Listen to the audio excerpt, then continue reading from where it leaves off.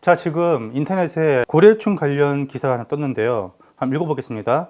인천의 한 고등학교에서 급식에 고래충이 발견돼서 교육당국이 조사에 나섰다. 인천 계양구에 있는 한 여자 고등학교의 급식에서 문제가 됐던 것은 냉동 삼치구이네요. 여기에 고래충이 여러 마리가 나왔어요. 제가 사진을 봤는데 한 마리, 두 마리도 아니고 꽤 여러 마리가 실타래처럼 얽혀서 나와서 이거 제가 봐도 딱 식욕을 떨어뜨리더라고요. 이에 학교 측은 생선을 납품한 식재료업체에게 이 같은 사실을 알리고 관할구청에 신고했다. 학생들이 화가 난 것은 고래충이 나와서가 아니라 학교 측의 미흡한 대처에 있었다고 하더군요. 한 예로 영양사 조리사에게 찾아가서 얘기를 했더니 거기서 하는 말이 살코기라고 하고, 또 한 선생님은 남고였으면 그냥 털고 먹었을 텐데 여고라서 비주얼도 신경 쓴다는 식으로 말했다고 합니다. 이 남녀 차별 발언까지 좀 다소 이해가 안 가는데요. 어쨌든 간에 이와 비슷한 사례가 작년 여름에도 있었죠. 마트에서 갈치를 구매한 한 주부가 이 고래충을 보고 경악을 했다고 합니다. 그것도 살아있는 고래충이었는데 이제 냉동 말고 이왕이면 좋은 걸로 먹고 싶어서 생물 갈치를 샀다고 해요. 한 차례 씻어서 잠깐 올려놨는데 그 고래충이 갈치 위로 이렇게 기어 올라가는 거 보고 막 소스라치게 놀란 거죠. 이런 사실이 이제 맘카페 같은데 막 공유되면서 공부는 사기로 했는데, 문제는 고래충이 나왔다는 것 자체가 아니라 이에 대처하는 판매 측의 대응입니다. 환불을 요구하는 고객 측 입장에 이 마트 측은 이렇게 얘기했다고 합니다. 바닷물고기라면 고래충이 나오는 것이 지극히 당연한 현상이다. 이 고래충을 익혀 먹으면 우리 몸에 아무런 해를 끼치지 않는다. 팩트만 따지면 맞는 말입니다. 그러나 식품위생법 시행규칙을 이행해야 하는 마트나 판매사 측에서 고객에게 해야 할 소리는 아니죠. 비슷한 것 같지만 조금 다른 예를 들어보겠습니다. 미나리를 샀는데 거머리가 나왔다.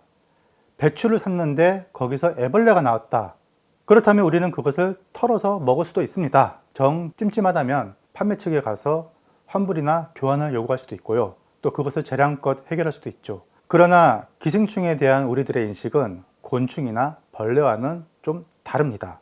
기생충은 우리 몸에 위해를 가할 수 있고 구충제를 먹어서 퇴치를 해야 하는 질병 매개체로 인식하는 것이 사회적인 통념이죠. 이 통념은 시대가 바뀌고 식품과학의 발달함에 따라 서서히 바뀔 수도 있겠지만 현재로서는 엄연히 혐오 물질이자 오염 물질이며 조리 시 죽었다고 해도 먹으면 안 되는 이물질로 분류됩니다. 자, 여기 식품위생법 시행규칙 60조에 따르면요, 기생충이나 그 알, 동물의 사체 등 섭취 과정에서 혐오감을 줄 수 있는 물질을 발견되면 영업자가 식약처나 시장, 군수, 구청장에게 보고해야 한다라고 명시가 되어 있습니다. 그렇다면은 전에는 없던 기생충 왜 최근 돼서 많이 발견되는 걸까요? 이 기생충, 그러니까 고래충은 원래 없다가 최근에 나서 생겨난 것이 아닙니다. 원래 고래충은 바닷물고기라면 다 있는 것이고, 특히 이 여름철 수온이 많이 높아지는 지금 이 시기부터 가을까지 번식을 많이 하거든요. 특히 우리가 주로 먹는 고등어나 갈치, 오늘 이제 뉴스화됐던 이 삼치에서도 충분히 기생충이 나올 수가 있습니다. 그런데 이 고래충이란 게 살아있을 때는 항상 이 내장에만 있어요. 살에서 나오지 않습니다. 내장에 있다가 이 숙주가 죽으면 수시간 내로 일부가 살 속으로 파고들기도 하고, 보통 보면은 내장 중에서도 항문 쪽, 그러니까 소화되다만 찌꺼기가 몰려있는 이 항문 쪽과 그 알집 있잖아요. 그쪽에 주로 많이 몰려 있습니다. 여름철에는요, 이 내장을 반드시 제거를 깔끔하게 해서 포장을 해야 돼요. 안 그러면 어떤 일이 벌어지냐면 이 내장에 기생하던 고래충이 이렇게 스물스물 올라와요. 배가 열려져 있으니까 쉽게 바깥으로 기어 나올 수 있도록 길을 터주는 것밖에 안 되는 겁니다. 우리가 먹을 때는 내장을 잘 먹진 않잖아요. 또 내장을 웬만하면 조리하기 전에 다 깔끔하게 제거하고 먹기 때문에 몰라서 그랬을 뿐이죠. 원래 고래충은 예전부터 존재를 해왔던 기생충이었습니다. 그렇다면은 고래충을 퇴치하는 방안은 없을까요? 사실 바닷물고기에 고래충이 나왔다고 해서 그 생선의 신선도가 떨어졌다고 볼 수는 없습니다.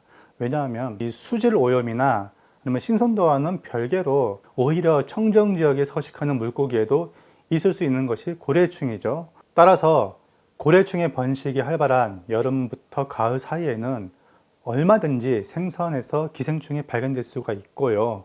이는 자연스러운 이치입니다. 다시 말해 사람의 노력으로 이 고래충을 완전히 박멸할 수 있는 방법은 현재로서 없다는 것입니다.